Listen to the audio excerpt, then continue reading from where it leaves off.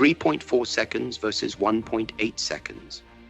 This precise measurement from my 1964 Oakland encounter with Ed Parker's American Kenpo practitioners wasn't just a defeat, it was a revelation. Their 60-40 weight distribution allowed for immediate forward momentum without telegraphing, while my traditional 50-50 centerline stance required a preparation shift that cost 0.3 seconds in reaction time. This wasn't about skill. It was a mechanical efficiency collision that exposed systematic limitations. What startled me wasn't just the time difference, but that their technically inferior movements, by classical standards, produced superior results through mechanical efficiency rather than formal correctness. In my training journal that evening, I documented not just observations but measurements. Traditional Wing Chun techniques required 3.4 seconds to bridge distance and secure control, while American practitioners needed only 1.8 seconds. Most martial artists respond to such revelations philosophically, creating justifications but not solutions. Others abandon their training entirely, seeking strength through Western athletic approaches, punching harder, moving faster, building more power. I discovered a third path, systematic adaptation through scientific methodology. I began using high-speed photography at 24 frames per second to document movement efficiency, measuring angles of delivery, and recording precise time intervals, applying the scientific method principles I had studied at Washington University, but to combat rather than chemistry. What emerged sits precisely between Eastern traditionalism and Western athletic force, a methodology that transforms limitations into the very foundation of superior capability through scientific principles rather than philosophical concepts. This framework didn't emerge instantly. It developed through years of systematic documentation, testing hypotheses against increasing resistance, measuring results, and refining approaches. What I'm about to share isn't motivational thinking. It's a verified methodology that converts limitations into advantages through measurable processes. The first phase of this framework fundamentally redefines how we approach limitations. Most fighters see limitations as problems to overcome through compensation, or obstacles to work around through avoidance. I discovered something more effective. Limitations aren't problems to overcome. They're parameters to be precisely measured. This precision transforms limitation from a psychological burden into a technical parameter. When you measure something precisely, you gain control over it. This isn't philosophical, it's scientific. To apply this principle, I developed what I called body polygon mapping, a technique documenting exact reach limitations at 15-degree increments around the body. This wasn't conceptual, it was mathematical.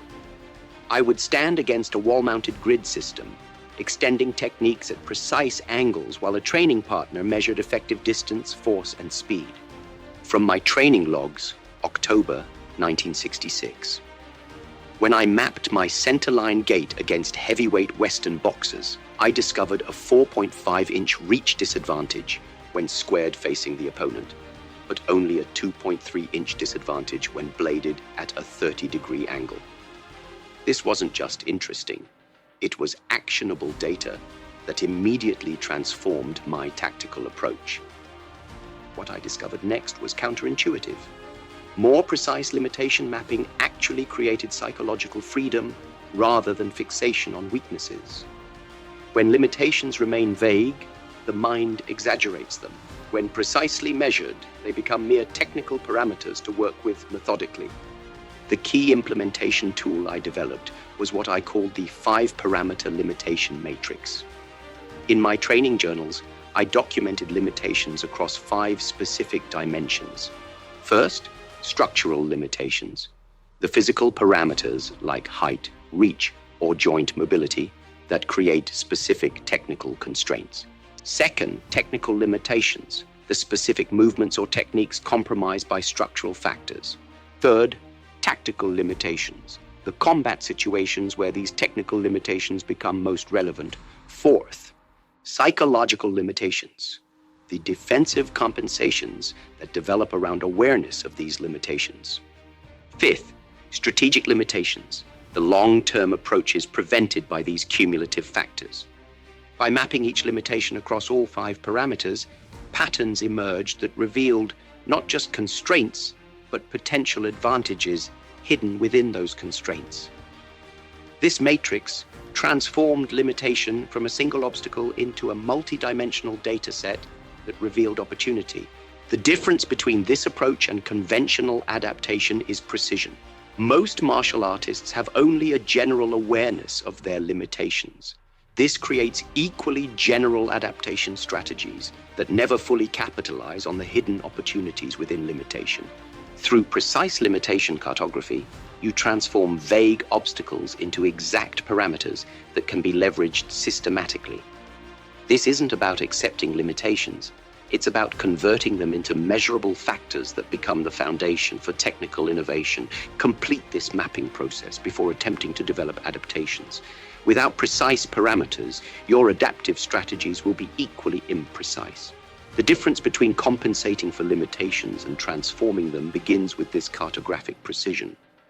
Once limitations are precisely mapped, the second phase identifies the natural advantages these limitations create. This isn't positive thinking, it's biomechanics. Every limitation creates a natural physics-based advantage that gifted fighters never develop. Why? Because they never needed to. The core principle I discovered through documentation and testing. Limitations force adaptations that create capabilities inaccessible through any other path. These aren't compensations, they're asymmetric advantages. I applied mathematical analysis to verify this principle. In my research journals from 1967, I documented what I called the inverse ratio principle, the mathematical relationship between limb length and angular velocity. Through frame-by-frame analysis, I confirmed that my shorter arm length created exponentially faster angular velocity at the striking surface when using the same muscular activation. A 6-inch reach disadvantage created approximately 1.4 times greater angular velocity with the same muscular effort. This wasn't theory, it was measured reality. While longer limbs create linear reach advantages, shorter limbs create exponential rotational velocity advantages when properly leveraged. This led to developing what I termed half-beat timing, a technique made possible only because of reach limitations. By operating inside the conventional rhythm cycle, I could initiate techniques during timing windows that longer-limbed fighters couldn't access because their techniques required longer execution distances. However, this process wasn't immediately successful. My first attempts to adapt traditional Wing Chun trapping against Western boxers failed completely. The hand speed advantage didn't overcome the tactical disadvantage. This documentation of failure was crucial. It forced deeper analysis of the mechanical advantages contained within the limitation. Through this failure, I discovered something unexpected. My anatomical limitations led to developing what I called broken rhythm attacks. When operating at a reach disadvantage, continuous rhythm becomes predictable and therefore defensible. By creating deliberate fragmentations in timing, what classical musical theory calls syncopation, I developed attack patterns that exploited the psychological expectations created by conventional rhythm. To develop this further, I created a specific training protocol using audio recording methods with metronomes set to different tempos. I would record conventional exchange rhythms, then identify micro-timing advantages invisible to naturally gifted fighters who never needed to operate within these compressed timing windows. In my training journal, I wrote, "The conventional fighter operates in whole beats. The adapted fighter can exploit the spaces between these beats, timing windows that only become visible when conventional timing is unavailable." This identification process follows a specific structure. First, identify the physical attribute limited. Second, determine what conventional advantage this prevents. Third, identify what natural advantage this limitation creates through reduced distance, increased speed, or enhanced leverage. Fourth, document this advantage through measurement rather than subjective assessment. For every limitation in your mapping matrix, identify at least 2 natural advantage opportunities. These aren't compensatory adequacies. They're potential superiorities that exist only because of the limitation. Without the specific limitation, these advantages would never develop, regardless of talent or training. Once natural advantages are identified, they must be systematically amplified beyond compensatory adequacy into decisive superiority. This isn't about making the best of limitations. It's about developing capabilities that would be impossible without these limitations. I developed a scientific training method I documented as the isolation, integration, improvisation protocol. First, isolate the specific advantage mechanism through controlled drills that eliminate all variables except the targeted attribute. Second, integrate this isolated attribute with complementary technical components. Third, apply improvisation under increasing pressure to develop adaptability within the amplified capability. This process requires unconventional tools. I adapted Western fencing drills to magnify intercepting advantages created by reach limitations. Classical fencing had developed sophisticated methods for operating at reach disadvantages through tempo manipulation, techniques directly applicable to empty-hand combat, but never integrated into traditional martial systems. To verify results objectively, I implemented measurement innovations beyond subjective assessment. I used high-speed photography at various frame rates to document stopping power differences between conventional techniques and adapted approaches. The photo sequences revealed that my adapted short power strikes delivered force in approximately 0.05 seconds compared to 0.11 seconds for conventional techniques, creating penetration before opponents could complete muscular contraction for resistance. An unexpected discovery emerged through this process.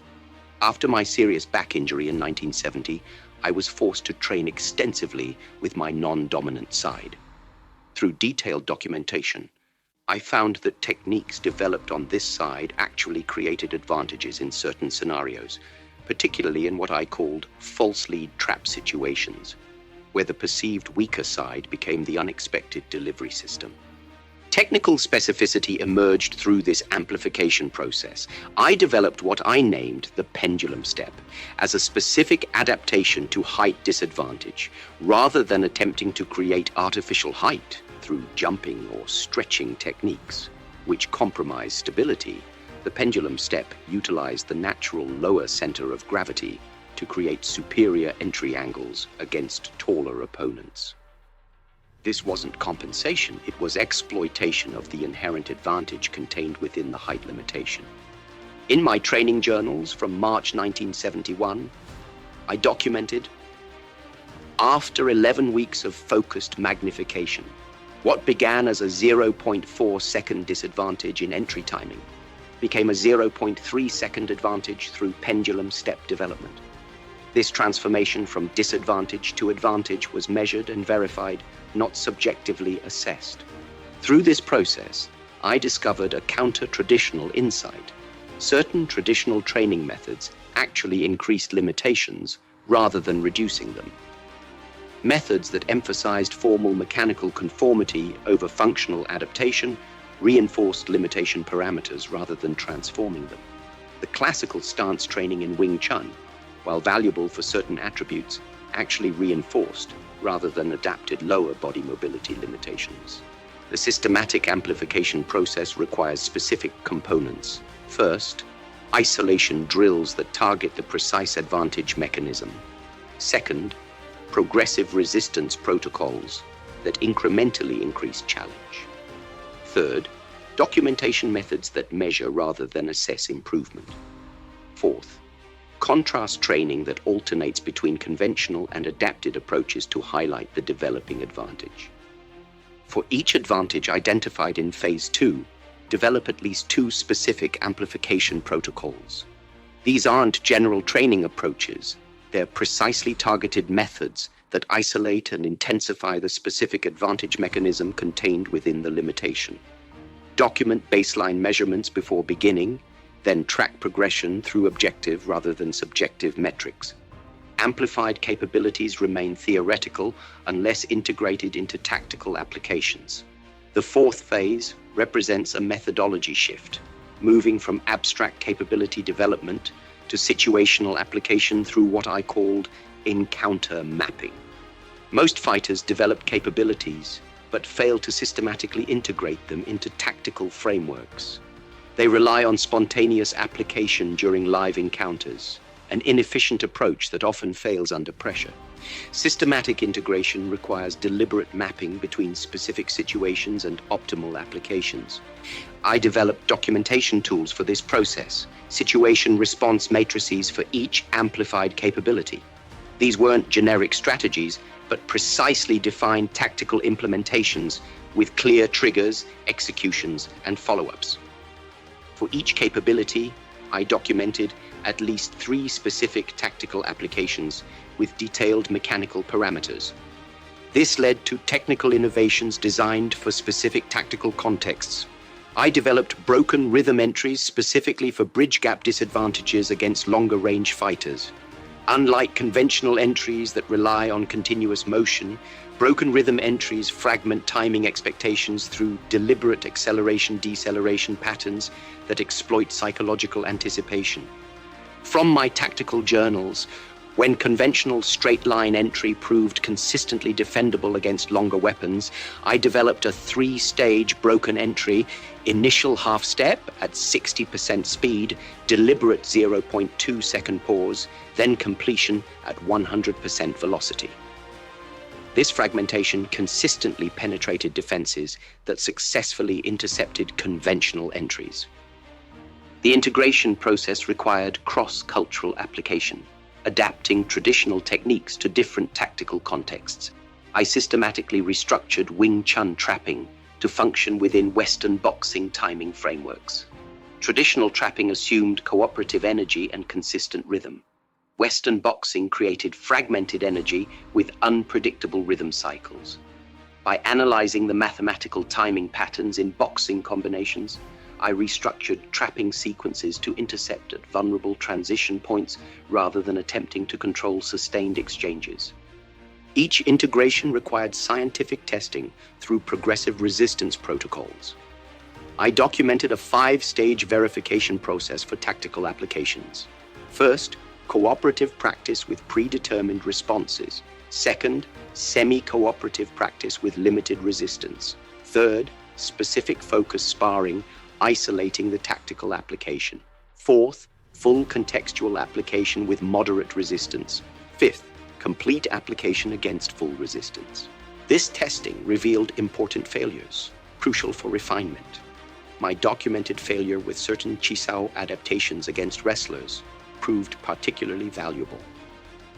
When attempting to adapt Chisao sensitivity training for wrestling clinch situations, I discovered a fundamental incompatibility in mechanical reference points. Chisao operates from a relatively stable platform with consistent pressures. Wrestling creates continuously shifting platforms with erratic pressure patterns. This documented failure led to a successful pivot that defined my approach. Rather than forcing adaptations of incompatible mechanics, I developed stop-hit tactics specifically designed to intercept transitional moments before clinch situations could be established. This approach, interception rather than adaptation, became foundational to my entire system through verified efficacy. The integration process follows a specific structure. First, identify the tactical situations where the amplified capability creates advantage. Second, develop specific technical applications for each situation. Third, create progressive training methods that systematically integrate these applications. Fourth, test each application against increasing resistance to verify efficacy. For each amplified capability from Phase 3, develop at least 3 specific tactical applications. These aren't general approaches, but precisely defined implementations with clear situational triggers, technical executions, and tactical follow-ups. Document each application with specific mechanical parameters rather than conceptual descriptions. This adaptation framework extends beyond combat into any domain with limitations. I've systematically applied it across multiple fields, documenting consistent results regardless of the specific limitation parameters. In film direction, budget limitations during Way of the Dragon created what appeared to be insurmountable obstacles. We lacked equipment, crew expertise, and technical resources available to established studios. Rather than attempting to compensate through conventional approaches, I applied the adaptation framework systematically. I precisely mapped the limitations, specifically our inability to achieve complex camera movements with available equipment. Rather than attempting inferior versions of established techniques, I developed innovative fixed-position camera work with precise actor choreography that created the perception of camera movement without actually requiring it. This wasn't compromise. It was adaptation that created a distinctive visual approach, later adopted by directors with full resources available. From my production notes, by establishing fixed camera positions at 30-degree offset increments and choreographing precise actor movements between these positions, we created perceived camera dynamism without complex tracking equipment. This reduced setup time from 40 minutes to 8 minutes per scene, while creating visual continuity conventional approaches couldn't achieve. In teaching methodology, I encountered specific limitations with Western students who struggled with traditional instructional approaches based on imitation and repetition without conceptual framework.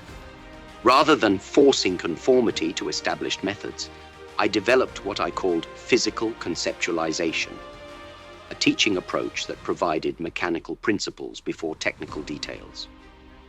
This wasn't simplification, it was systematic adaptation to cognitive patterns. By providing conceptual frameworks before technical specifics, students developed functional understanding more rapidly than through traditional sequential instruction. This approach later influenced physical education methodologies across multiple disciplines. Business limitations led to innovation as well. After encountering studio restrictions that limited creative control, I developed the controlled progression business model, systematically building leverage through incremental project scale rather than attempting to immediately overcome established limitations.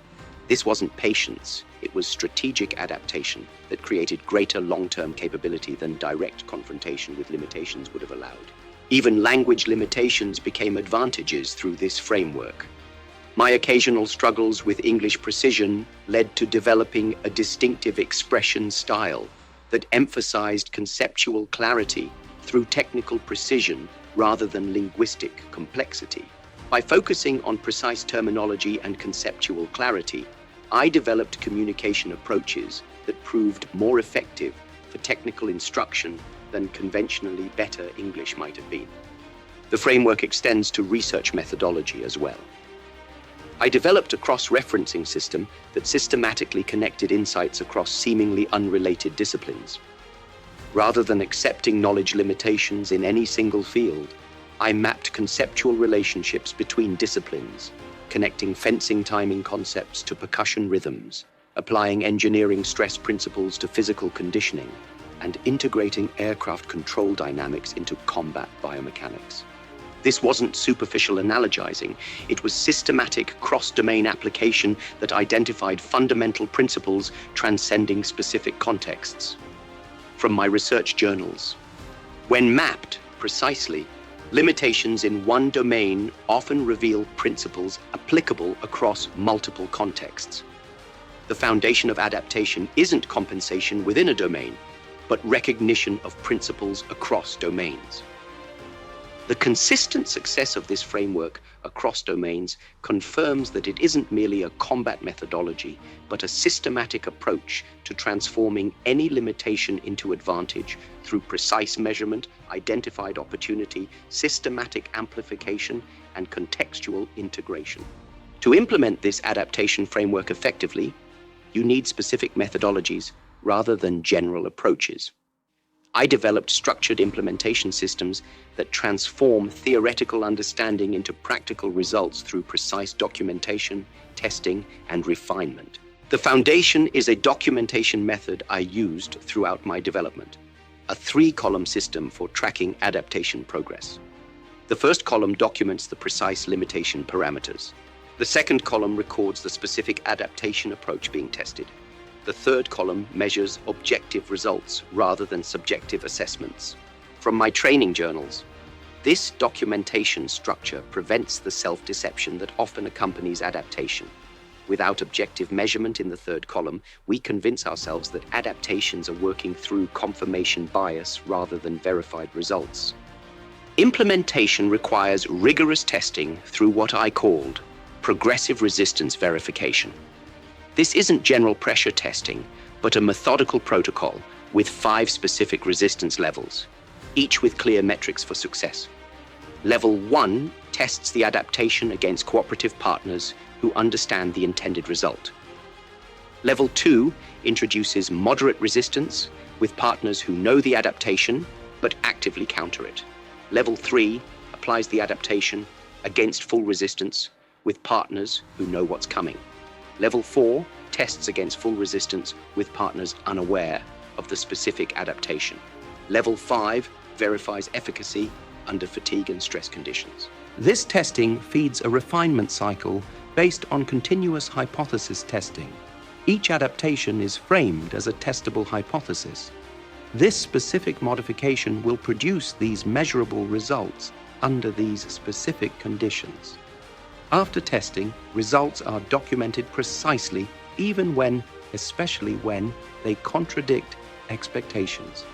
From my development notes, failed adaptations provide more valuable data than successful ones. When an adaptation fails verification, it reveals hidden factors not accounted for in the original analysis. These factors often lead to more effective adaptations than initially conceived. Effective implementation requires specific measurement tools that quantify improvements rather than subjectively assess them. I used timing systems that measured execution speed to the 100th of a second, force measurement devices that quantified impact in consistent units, and angular measurement tools that documented positional relationships with precise degrees rather than approximate positions. This measured approach extends to implementation timeline as well. Through documentation of multiple adaptation cycles, I developed a 4 to 8 to 12 week framework for moving through adaptation phases. The first 4 weeks focus on parameter identification and initial adaptation development. The middle 4 weeks emphasize capability amplification through progressive protocols. The final 4 weeks integrate developed capabilities into tactical applications through systematic pressure testing.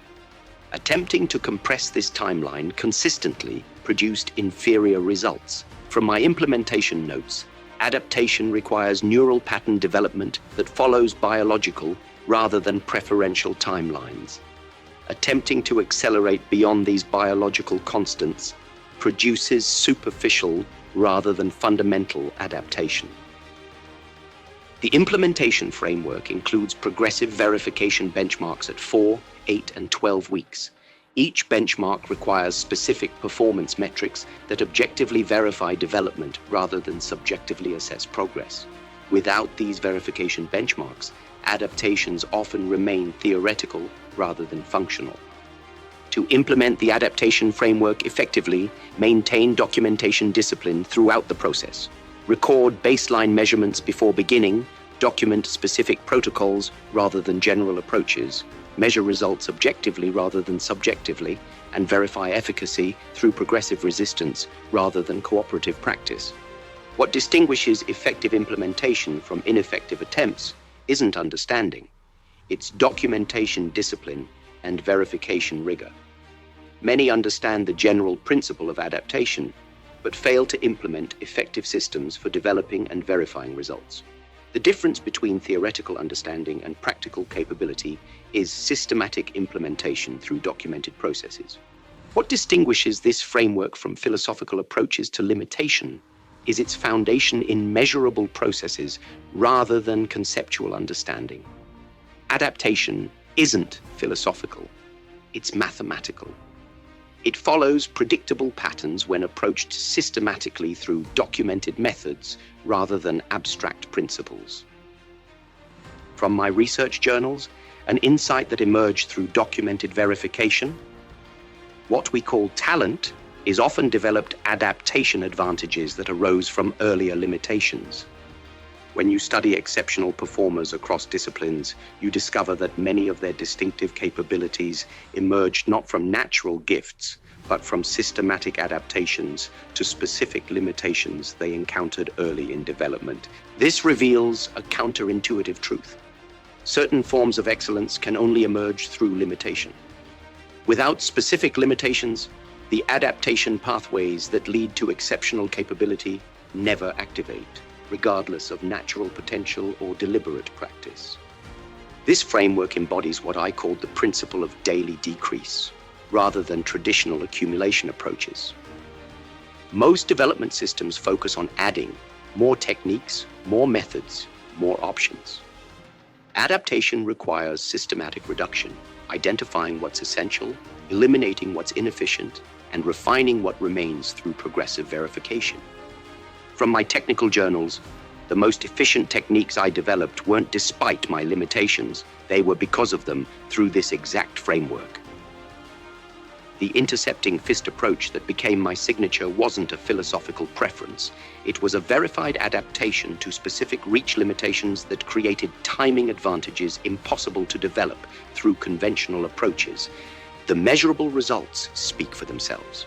Through documented application of this framework, my bridge gap entry speed improved from 0.53 seconds to 0.37 seconds, a 30.2% improvement verified through high-speed photography analysis. This wasn't subjective assessment, it was measured performance enhancement through systematic adaptation. This framework isn't about making the best of what you have or compensating for what you lack. It's about recognizing that limitations are often the hidden foundation of extraordinary capability, not obstacles to overcome, but prerequisites for specific forms of excellence that cannot develop through any other pathway. Apply this framework systematically through precise documentation, measured verification, and progressive refinement. Don't just accept your limitations. Don't merely compensate for them. Transform them methodically into the foundation of capabilities that would be impossible to develop without them. Remember, the most effective adaptation isn't overcoming limitation. It's transforming limitation into the source of capabilities that would be inaccessible through any other path. Through systematic application of this framework, limitations become not what you overcome, but what ultimately defines your greatest capabilities.